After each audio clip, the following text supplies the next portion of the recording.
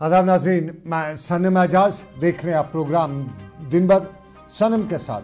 और आज का दिन भर एक बार फिर हम लज़्ज़त मसालों के ताउन से आप तक पहुंचा रहे हैं।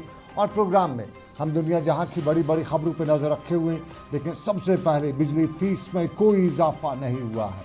पिछले 3 सालों के दौरान बिजली फीस में किसी भी तरह के इजाफे से इनकार करते हुए जम्मू कश्मीर के लेफ्टिनेंट मनोज सिन्हा ने श्रीनगर में आज एक प्रेस कॉन्फ्रेंस के दौरान बताया कि बिजली का लॉस इन ट्रांसमिशन जो था बड़ी हद तक कम हो चुका है।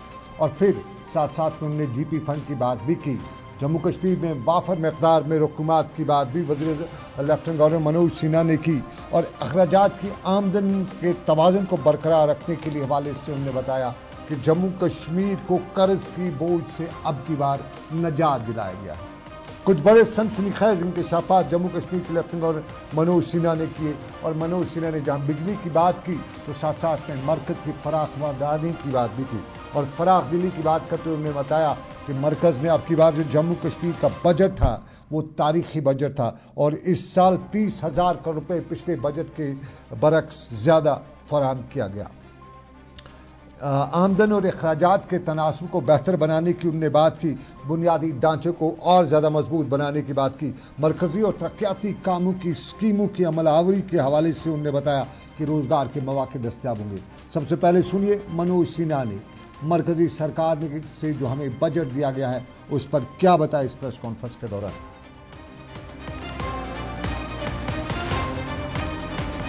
दोनों सदनों से ये पारित हुआ है।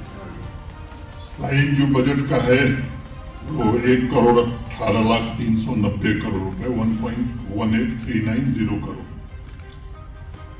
और पिछले साल का जो एक्सपेंडिचर है इससे 30,889 करोड़ ज्यादा है। एडमिनिस्ट्रेटिव सेक्टर में मोटे तौर पर रेवेन्यू एक्सपेंडिचर हमारा जो है वो 9881.68 करोड़। सोशल सेक्टर में लगभग 24,870.50 करोड़। इंफ्रास्ट्रक्चर सेक्टर में लगभग 16,000 करोड़ और इकोनॉमिक सेक्टर में लगभग 555.48 करोड़। कैपिटल एक्सपेंडिचर में पहले की तुलना में मैं समझता हूं कि भारी वृद्धि हमने की है। सोशल सेक्टर में हम लगभग 4,217.65 करोड़। इंफ्रास्ट्रक्चर के सेक्टर में 11,664.45 करोड़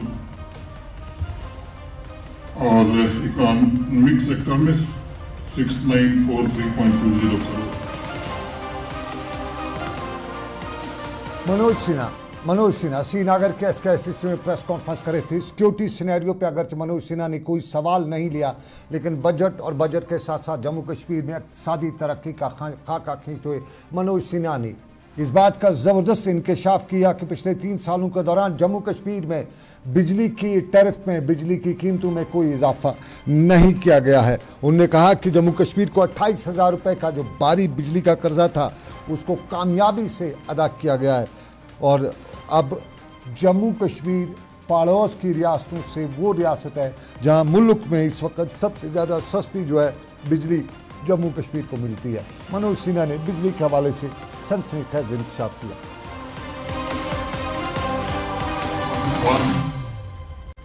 की दिशा में जम्मू कश्मीर काफी आगे बढ़ा है और 5.74 लाख मीटर्स अभी तक लगाए जा चुके हैं।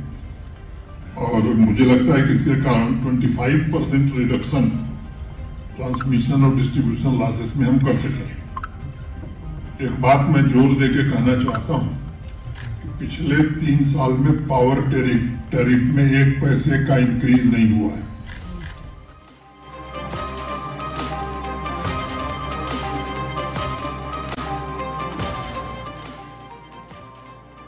मैं ये बात जोर दे के बता रहा हूं कि पावर टैरिफ में 1 पैसे का इजाफा नहीं हुआ है। जम्मू कश्मीर के लेफ्टिनेंट गवर्नर मनोज सिन्हा श्रीनगर के SKICC में खचाखच भरी प्रेस कॉन्फ्रेंस में बता रहे थे। और साथ साथ में मनोज सिन्हा ने सिक्योरिटी के हवाले से ज़मीनी ग्राउंड सिचुएशन के हवाले से कोई सवाल बराह रास्त नहीं तो लिया। ताहम इस दौरान उन्होंने बताया कि जम्मू कश्मीर में तरक्की हो रही है, तरक्की हुई है, आम लोगों को मर्जी से जीने का हक मिला है और पिछले 5 साल अमन और तरक्की के साल हैं। ये मनोज सिन्हा ने बताया। 5 वर्षों में मैं एक बात कह सकता हूं कि आम आदमी की आकांक्षाएं और सामाजिक आर्थिक विकास के क्षेत्र में जम्मू कश्मीर ने काफी प्रगति की और मुझे लगता है कि खुली हवा में सांस लेने का लंबे समय के बाद यहाँ के आम नागरिकों को अवसर मिला।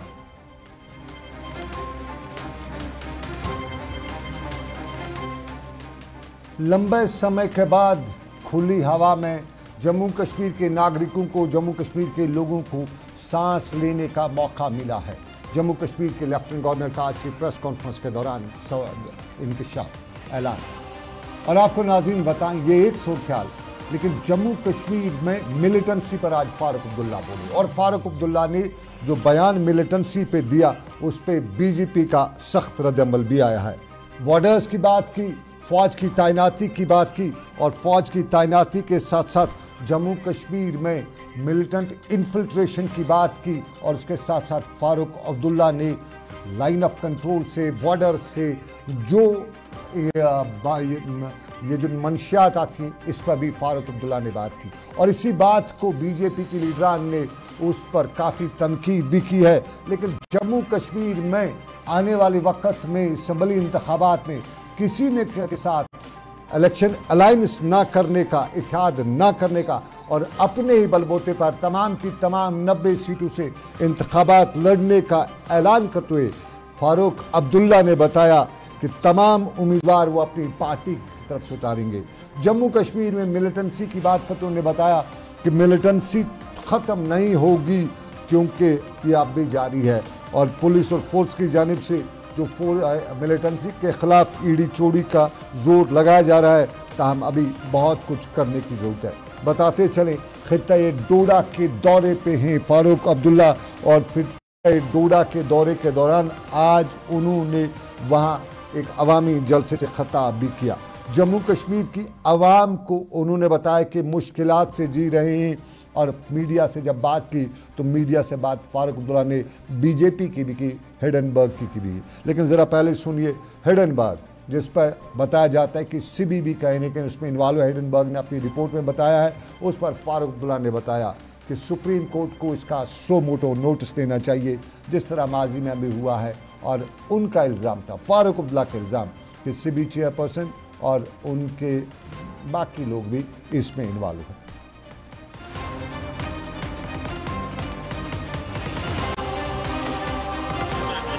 इसने साफ कर दिया कि जो इसके चेयरमैन है और उसके खामन है वो इसमें इन्वॉल्व हैं और करीबन लाखों करोड़ों का मामला है अंबानी के साथ।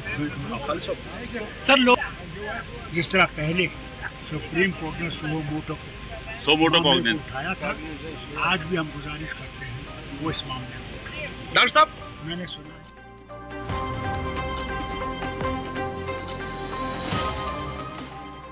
गंदों का इलाका डोडा का गंदों का इलाका। और फारूक अब्दुल्ला अवामी जलसे से खिताब करने के बाद जब मीडिया से बात करें तो मीडिया से उनसे सवालात भी हुए। सवाल जवाब के इस सिलसिले में फारूक अब्दुल्ला से भाजपा की बात भी की गई तो भाजपा के हवाले से उन्होंने बताया कि भाजपा उनके अल्फाज के मुताबिक अपनी गलत पॉलिसी की वजह से लगातार डूब रही है और उसकी ताज़ा मिसाल अयोध्या है, जहाँ उन्होंने मंदिर तो निकाला लेकिन बीजेपी का उनके अल्फाज के मुताबिक कोट अनकोट फारूक अब्दुल्ला जनाजा ही निकला वहां से।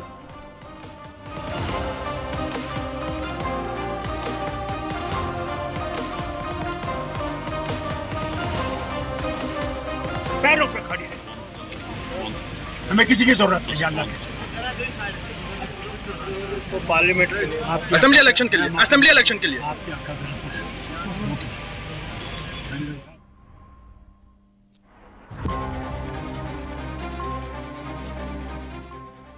ये सियासत के कुछ पड़ाव, लेकिन यौम आज़ादी करीब आता जा रहा है और इस हवाले से सरकारी सतह पर तकरीबात का एहतमाम किया जा रहा है। तिरंगा रैली और ये तिरंगा रैली आज श्रीनगर में मनोज सिन्हा की सरबराही में सुबह के 5 बजे करीब श्रीनगर के शेर कश्मीर इंटरनेशनल कम्युनिकेशन सेंटर से शुरू हुई और बॉटनिकल गार्डन पर अख्ताम पजीर हुई। डल झील के किनारे पर अख्ताम पजीर हुई ये रैली यहाँ पे जम्मू कश्मीर पुलिस के आला हुकाम, जम्मू कश्मीर एडमिनिस्ट्रेशन के आला हुकाम, जम्मू कश्मीर इंतज़ामिया, सिविल इंतज़ामिया और इसके साथ साथ स्कूली बच्चों ने शिरकत की। और यहाँ पे मनोज सिन्हा ने अपने खिताब में लोगों से हर घर तिरंगा मुहिम में बढ़ चढ़ कर हिस्सा लेने की पर जोर भी दिया और इस दौरान उन्होंने कश्मीरियत के जज्बे के तहत सभी मज़ाहब के लोगों से जम्मू कश्मीर को खुशहाल बनाने के लिए मिलकर काम करने की अपील भी की।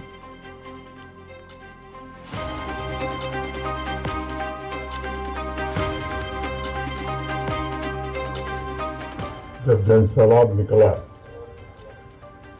तो मेरे दिलो दिमाग पर माँ भारती की तस्वीर थी और नए संकल्प, नई उमंग, नई ऊर्जा से जम्मू कश्मीर को नई ऊंचाई पर ले जाने का एक लक्ष्य स्पष्ट रूप से साफ दिखाई पड़ रहा था। जीवन के पथ पर आशा का संबल लेकर चलने वालों, अरमानों की ज्वालाओं में दिन रात करे गलने वालों, तुम धीर धीर तुम नहीं डरे आतप से झंझावातों से, तुम माघ पूस के जाड़ों से और सावन की बरसातों से, जाने किस माया।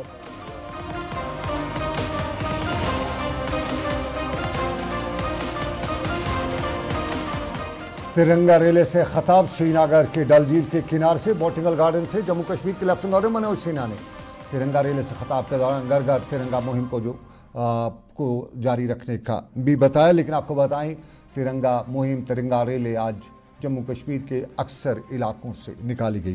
कुछ तस्वीर हम आपको दिखाते हैं। ये तिरंगा रैली बारामूला की है, जहां बड़ी तादाद में स्कूली बच्चों, मुकामी लोगों ने, इंतज़ामिया ने तिरंगा रैली में शिरकत की और यहाँ पे एहतमाम जो है वो तिरंगा रैलियों का किया गया था। अगली तस्वीर हम अनंतनाग की दिखाएंगे। अनंतनाग में भी तिरंगा रैली के दौरान बड़ी तादाद में स्कूली बच्चे वगैरह थे और यहाँ बाइक रैली भी तिरंगे को लेकर निकाली गई थी। गांदरबल की अगली तस्वीर भी आपको दिखाते हैं। गांदरबल में भी तिरंगा रैली निकाली गई और तिरंगा रैली के दौरान फौज, पुलिस, CRPF और सिविल एडमिनिस्ट्रेशन के साथ साथ स्कूली बच्चों ने तिरंगा रैली में हिस्सा लिया। कुलगाम की तस्वीर दिखा दीजिएगा आबिद। कुलगाम की तस्वीर भी हैं और कुलगाम की तस्वीर में आज उन्होंने बताया कि तिरंगा रैली घर घर निकाली जाएगी।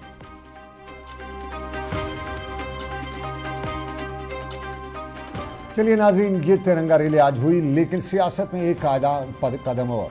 बीजेपी के रियासती सदर रविंदर रैना ने आज बड़ा भी इंकशाफ किया।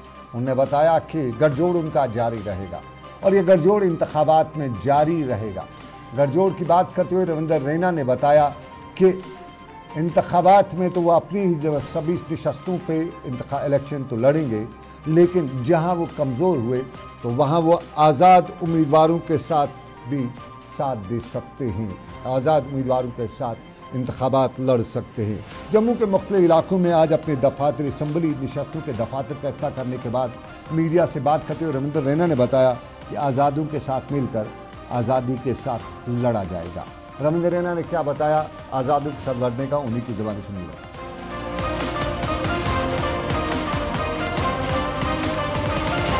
और हमें विश्वास है कि पूरे जम्मू कश्मीर में भारतीय जनता पार्टी की शानदार जीत होगी, बीजेपी की ज़बरदस्त जीत होगी इन असेंबली इलेक्शंस में। जम्मू हो या वादी कश्मीर हो, हिंदू, मुसलमान, सिख, ईसाई, गांव, शहर, पहाड़ी, गुजर, बकरवाल, पहाड़ी कबीला, OBC, हर वर्ग, हर सेक्शन, हर सोसाइटी के जो भी इम्पोर्टेंट सेक्शंस हैं, सबसे भारतीय जनता पार्टी को ज़बरदस्त सपोर्ट मिल रही है और हमें यकीन है कि पूरे जम्मू कश्मीर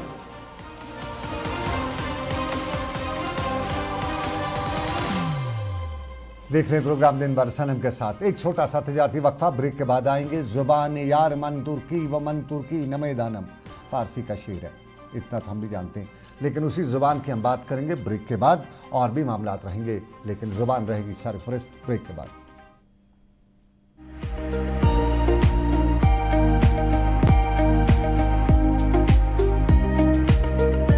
ये ऑटो जो है शोर भी बिल्कुल नहीं है, पोल्यूशन भी कुछ नहीं है, आराम से वो लाइक अ कार सफर इसमें कर सकते हैं और कस्टमर के लिए भी फायदा है और जो ड्राइवर है उसके लिए भी बहुत फायदा है। बैटरी पे सस्ते रेट हम कम पान बैटरी पे स्पीड असल। जो ये पियाजो इलेक्ट्रिक ऑटो है ये सवारियों के लिए बहुत इजी होता है, ये बेनिफिट, ये बरोबर कंफर्टेबल की वारंटी भी है कंपनी की तरफ से। जो खरीदा चाहे उनको कुछ नहीं है, सिंपल उनको हमारे पास आना है, उनके पास आधार कार्ड पैन कार्ड होना चाहिए। डाउन पेमेंट हमने बहुत कम रखा है, हम उनको फाइनेंस करेंगे, हम उनको पूरा करेंगे, हमारे लोग पूरी मदद करेंगे, उनको ज्यादा से ज्यादा बेरोजगारी दूर करेंगे। Authorised dealer Kashmir Motors, Sangrama Sopore, head office Sonwar Srinagar.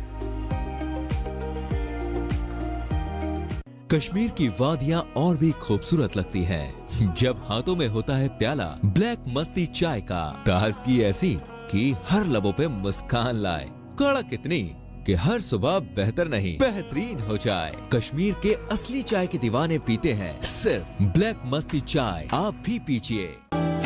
हल्दी जिसकी महक और जिसके पीलेपन की चमक, लाते हैं खेतों से सीधा आपके घर लज्जत का हल्दी पाउडर, जो बनता है बेहतरीन कूलिंग ग्राइंडिंग प्रोसेस से, जिसके खाने में जाते ही लोग उंगलियां चाट जाए। सुनहरा जैसे लज्जत और आपका अटूट विश्वास, लज्जत का हल्दी powder. Selection of each stock of chili one by hand makes Atfar chili most refined. Turmeric is hand-picked. Every aroma of fennel is preserved. The intense sorting and cleaning makes the Atfar spices the best. Atfar spices keep your family away from any kind of adulteration, and we make sure your health is important for us. Fill your kitchen with Atfar spices and keep your family in best health and taste.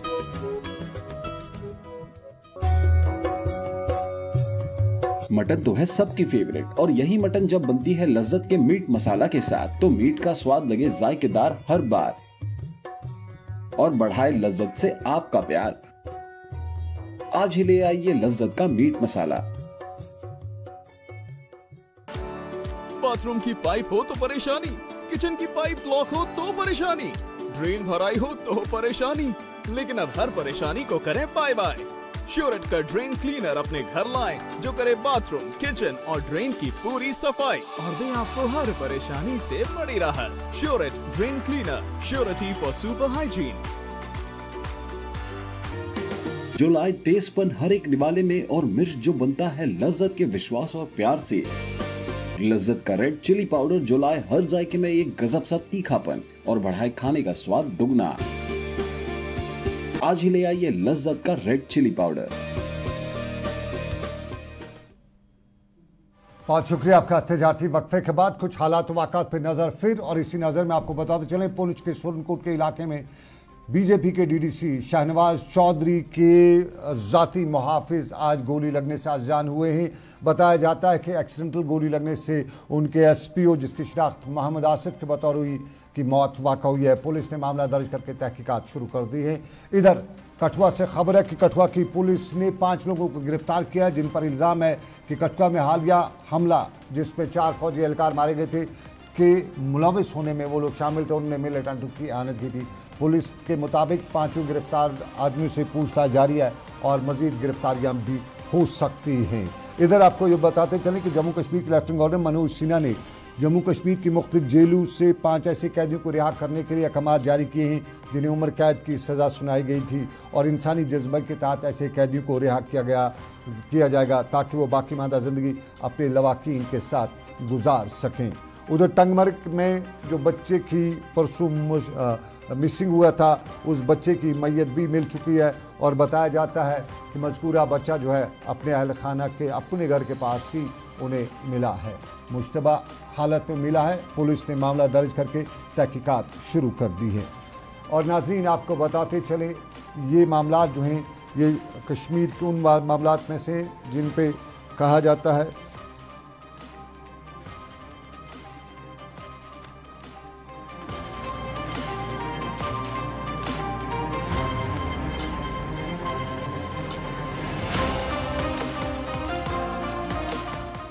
आग लगने के वाक़ात बराबर देखने को मिल रहे हैं। सुल्तानपुर अखंडी का इलाका, बारामूला का, और आज वहां आग की एक औलाक वारदात में एक मकान और एक दुकान नजर आतिश हुई है। बाद दोपहर यानी दोपहर को लगी इस आग में मकान में मौजूद लाखों का सामान राख के देर में तब्दील हुआ, ताहम आग लगने की वजह मालूम नहीं हो सकी।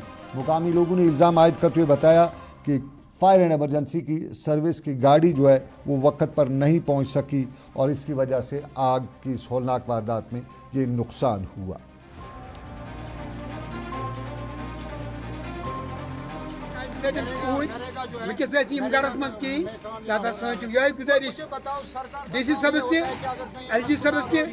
मैं सरकार से यही उम्मीद रखता हूँ कि यहाँ कंडी एरिया में कहीं न कहीं बीच में कहीं न कहीं फायर सर्विस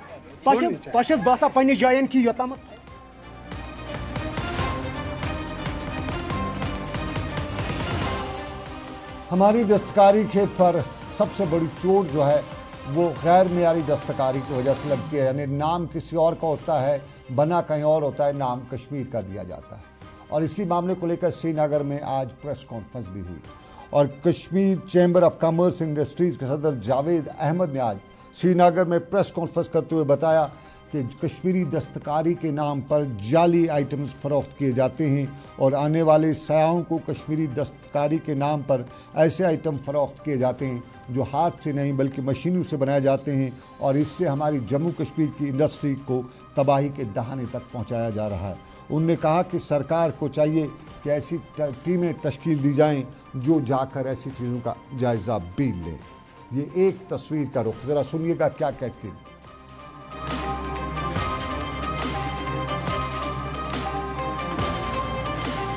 जैसे शॉपकीपर्स हो, शोरूम वाले हो या बाकी हैं, इनको हम कहना चाहते हैं कि आप we are not against the machine made products, आप बेचें, but there should be proper labelling, ताकि हमारा हैंडीक्राफ्ट सेक्टर पिछले 600 सालों से यहाँ पर बहुत अंजाम है और इसको हमारे बुजुर्गों ने 600 साल तक संभाल के रखा हुआ है। तो हमारी ये ड्यूटी बनती है इसको हम बिल्कुल उसी तरह से संभालें जैसे 600 साल के अंदर संभाला गया है। और KCCI ने ये मतलब वी हैव फाइनलाइज्ड, हम स्ट्रिक्टली हम स्क्वाड चेक्स भी बनाएंगे जो कि हर ज़िले में हर एक शॉपिंग मॉल में या जहाँ जहाँ पर है मॉल शोरूम्स है वहाँ पर वो स्क्वाड्स वहाँ पर जाएंगे और वो they will check the authenticity of the products. KCCI जो बना था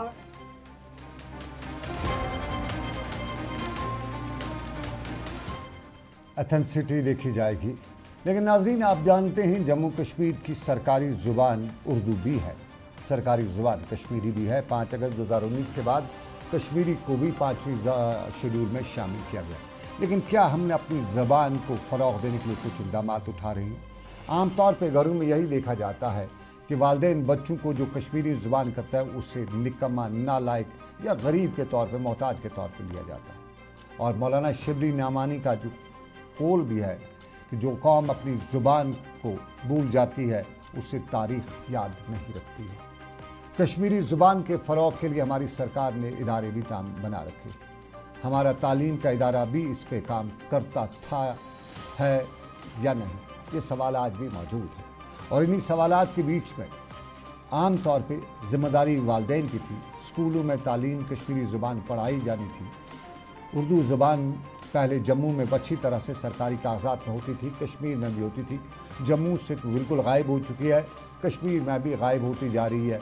और हम ना अब घर में उर्दू ज़ुबान से लेके कश्मीरी को तरजीह देते हैं, बल्कि वो अंग्रेज़ों की, फ़िरंगियों की वो ज़ुबान बोलना चाहते हैं या बोलने पे वह बच्चों को मजबूर करते हैं जो साफ ज़ाहिर है हमें अपनी ज़ुबान से दूर कर रही है। हमारे बच्चे अब मुताला भी नहीं करते, किताबें तो पढ़ते ही नहीं हैं। अब किताब की जगह मोबाइल ले चुका है जिसको वो ज़्यादातर गेम्स ही खेलते हैं, पढ़ने की तरफ तो दिल लगता ही नहीं है। एक अंदाजे के मुताबिक 12% ही अब मुताला बच्चे कर रहे हैं, बाकी नहीं कर रहे हैं। और उसके साथ साथ अंदाज़ा कीजिए, शहर में किसी बच्चे से पूछ लीजिए कि हमारी तारीख़ क्या है तो वो नहीं बता सकेगा। कोई भी बच्चा आज की डेट में हमारे जो असलाफ़ हैं उनके बारे में बिल्कुल नहीं जानता है। शेखुल आलम का नाम अक्सर ने सुना होगा लेकिन मालूम नहीं है कि ये क्या है। बहुत से बच्चों से पूछा भी जाता है। और फिर हमारी जो लल दद है या दूसरे बड़े बुज़ुर्ग हैं उनके बारे में हमारे नौनिहालों को तो मालूम ही नहीं है। मादरी ज़बान को फ़रोग़ देना हमारी ज़िम्मेदारी थी और हमें संजीदगी भी दिखाने की कोशिश करनी चाहिए थी। कहीं ऐसा आलमियत ना बन जाए कि हम शेखुल आलम नूरुद्दीन वली नूरानी रहमतुल्लाह अलैह, लाल मीर सैयद अली हमदानी और दूसरे बुज़ुर्गों के बारे में अपने बच्चों को कुछ बता न सकें। मज़हब के बारे में तो थोड़ा थोड़ा बता ही देते हैं, वो भी मौलवी साहब की ज़िम्मेदारी होती है, वालिदैन की नहीं। लेकिन ओवरऑल हम अपनी विरासत को खो रहे हैं और ये विरासत को जब हम खोएंगे तो यकीन रखिएगा एक वक्त ऐसा आएगा कि हम अपना सब कुछ खो देंगे, लेकिन तब वक्त गया होगा और गया हाथ वापस नहीं आता है।